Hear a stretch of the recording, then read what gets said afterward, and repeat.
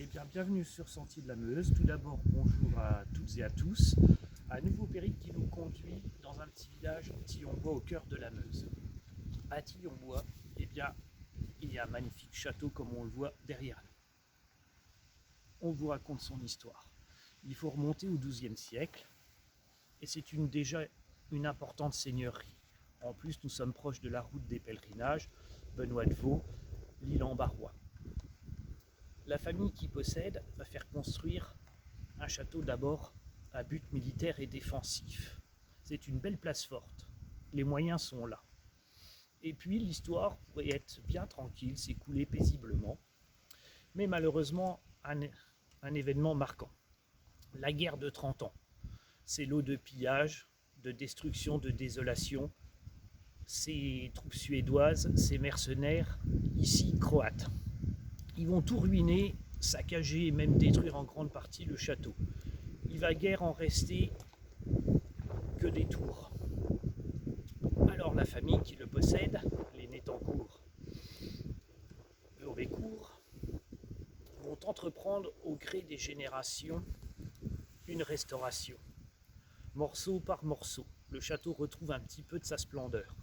Bien sûr, il n'a plus rien à voir avec l'aspect médiéval, puisque la grande partie aura dû être démolie, et également ça n'a plus d'intérêt, puisque les conditions militaires et stratégiques ne sont plus les mêmes, surtout avec l'apparition de la poudre et du canon. C'est donc un château de style Renaissance, remarquablement bien travaillé sur ses façades, qui va prendre place, plus modeste. Mais l'argent manque, il faudra donc attendre beaucoup plus longtemps. On va passer à la Révolution, et là le château sera sauvé de justesse. Une chance dans la famille des Nétancourt et même Vaubecourt, puisque même le château qui porte le même nom dans le village de Nétancourt, où nous avons fait précédemment un reportage, a lui-même été sauvé de la Révolution. Malgré tout, il sera vidé de tous ses biens. Et la comtesse Oriot, elle manque d'argent pour entreprendre le gros des travaux. Et c'est grâce à un mariage avec le comte de Vaubecourt que ça va permettre un embellissement et même un agrandissement. Un corps de logis remarquable sera construit et puis de nouvelles tours. Il sera aussi richement meublé. Tout ça vers 1873.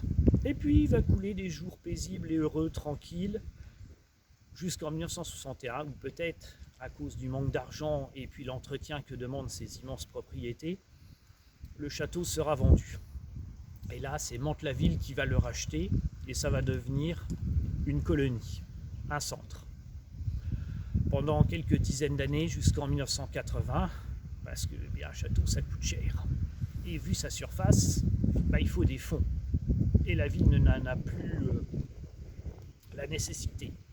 Donc, le centre va tomber un peu en désuétude et sera fermé.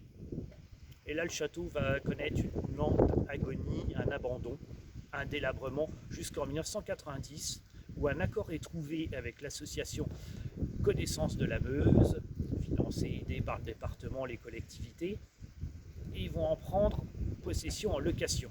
Ils vont entreprendre d'importants et remarquables travaux de toiture, de rénovation du gros œuvre, et surtout des intérieurs qui forcément, vous imaginez, passer en centre de colonie pour enfants, ont bien souffert. Donc ils vont faire de très belles restaurations et le remeubler petit à petit, mais surtout le rendre vivant.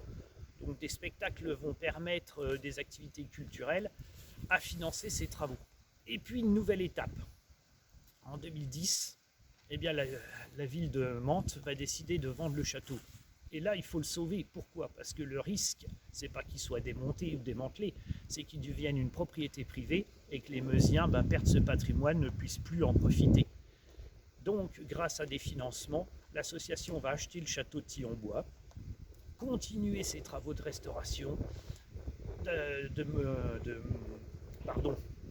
d'ameublement, de rajout de mobilier, d'embellissement et de restauration des intérieurs. Et comme vous voyez, de nombreux spectacles, activités culturelles comme Saint-Nicolas et autres se déroulent à Thionbois, au cœur du parc du château, de belles festivités qui permettent de ramener des fonds et de financer.